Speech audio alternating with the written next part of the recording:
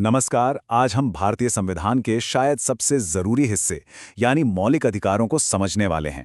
देखिए, ये वो अधिकार हैं जो हमारे लोकतंत्र की एकदम नींव हैं और हर नागरिक को बराबरी, आजादी और सम्मान के साथ जीने का हक देते हैं। रोहन, तो प्रिया, सबसे बड़ा सवाल यही है कि आखिर इन अधिकारों को संविधान का दिल और आत्मा क्यों कहा जाता है? ऐसा इसलिए है क्योंकि ये सिर्फ कागज पर लिखे कानून नहीं है। ये तो हर नागरिक की समानता, स्वतंत्रता और गरिमा के लिए एक असली जीता जागता सुरक्षा कवच है। चलिए, इसको और गहराई से समझते हैं। ये मौलिक अधिकार संविधान के पार्ट 3 में आर्टिकल 12 से 35 तक दिए गए हैं और इन्हें मौलिक या फंडामेंटल कहने की एक बहुत खास वजह है।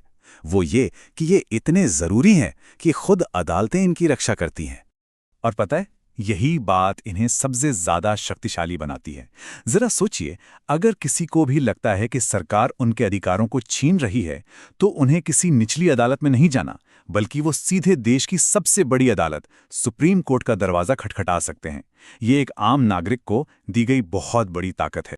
तो सवाल ये उठता है कि ये अधिकार हमें बचाते किससे हैं? इसका जवाब है राज्य से।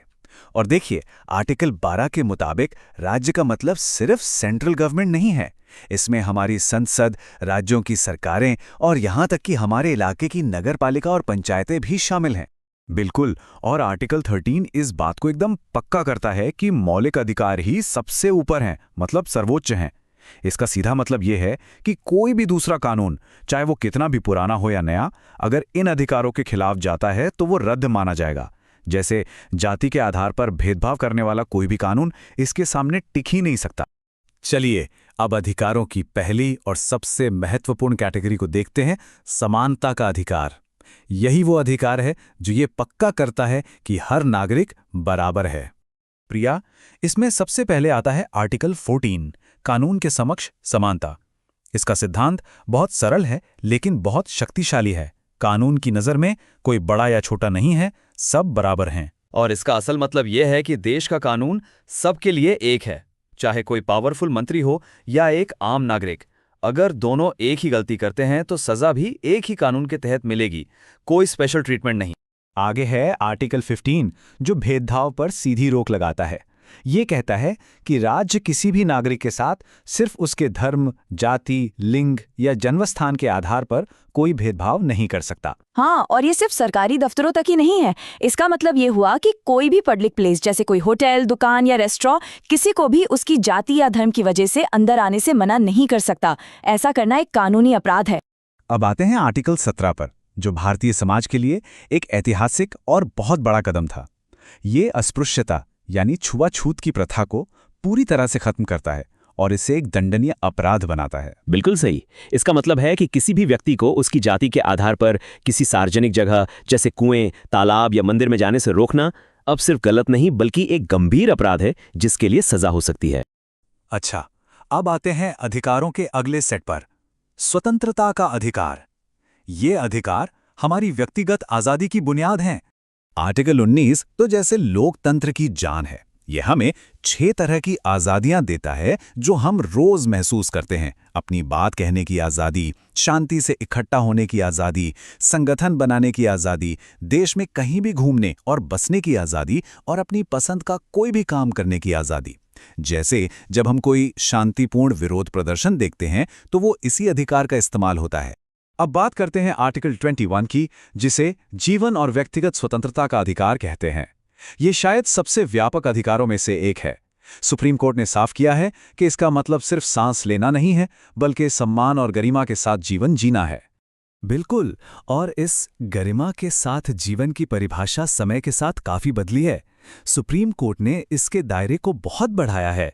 आज इसमें सिर्फ जीने का अधिकार ही नहीं, बल्कि शिक्षा का अधिकार, स्वास्थ्य का अधिकार, एक साफ सुथरे वातावरण का अधिकार और यहां तक कि निजता का अधिकार यानी राइट टू प्राइवेसी भी शामिल है। इसके बाद संविधान हमें कुछ और भी महत्वपूर्ण सुरक्षा देता है जो समाज के सबसे कमजोर वर्गों को शोषण से बचाने के लिए बनाए गए हैं। यहां पर आते हैं आर्टिकल 23 और 24, जो शोषण के खिलाफ एक मजबूत ढाल की तरह हैं। आर्टिकल 23 इंसानों की खरीद फरोख्त और बंधुआ मजदूरी जैसी प्रथाओं पर रोक लगाता है और आर्टिकल 24 ये पक्का करता है कि 14 साल से कम उम्र के बच्चों को कारखानों या किसी दूसरी खतरनाक जगह पर काम पर न लगाया जाए। यह अधिकार हमारे समाज के सबसे कमजोर लोगों की रक्षा के लिए ही है। तो अब हम उस अधिकार पर आ गए हैं जो शायद सबसे ज्यादा शक्तिशाली है, एक ऐसा अधिकार जो बाकी सभी अधिकारों की रक्षा करता है। इसे आप संविधान का आखिरी सुरक्षा कवच भी कह सकते हैं। यह है आर्टिकल 32, संवैधानिक उपचार का अधिकार। ये वो चाबी है जो बाकी सभी अधिकारों के ताले खोलती है। अगर किसी भी मौलिक अधिकार का उल्लंघन होता है तो इसी आर्टिकल के तहत कोई भी नागरिक सीधे सुप्रीम कोर्ट जा सकता है। और इसी वजह से हमारे संविधान के निर्माता डॉक्टर B.R. अम्बेडकर ने कहा था कि अनुच्छेद 32 संविधान की आत्मा और उसका हृदय है। सोचिए, इसके बिना बाकी सारे अधिकार तो बस नाम के रह जाते। तो हमने मौलिक अधिकारों की एक अहम यात्रा पूरी कर ली है, लेकिन क्या ये सब बातें याद रहीं? रोहन, चलिए पता लगाते हैं।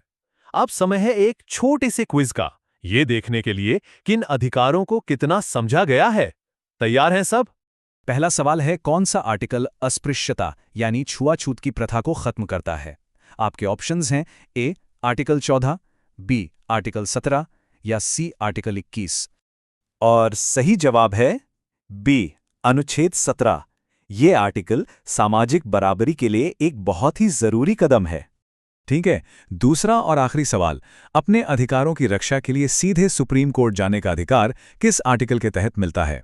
ए आर्टिकल 19, बी आर्टिकल 25 या सी आर्टिकल 32? और इसका सही उत्तर है सी, अनुच्छेद 32, जिसे डॉक्टर अंबेडकर ने संविधान की आत्मा कहा था। यही वो अधिकार है जो बाकी सभी अधिकारों को असलियत में लागू करवाता है। तो ये थे हमारे मौलिक अधिकार, सिर्फ कानून की किताबों में लिखे शब्द नहीं, बल्कि हमारे लोकतंत्र की धड़कन। इन्हें जानना और समझना हर नागरिक की जिम्मेदारी भी है और ताकत भी। बिल्कुल। तो अगली बार जब अपने आसपास कुछ होता देखें तो सोचें, यहां कौन से अधिकार की बात हो रही है। अपने अधिकारों को पहचानिए और उनकी रक्षा कीजिए।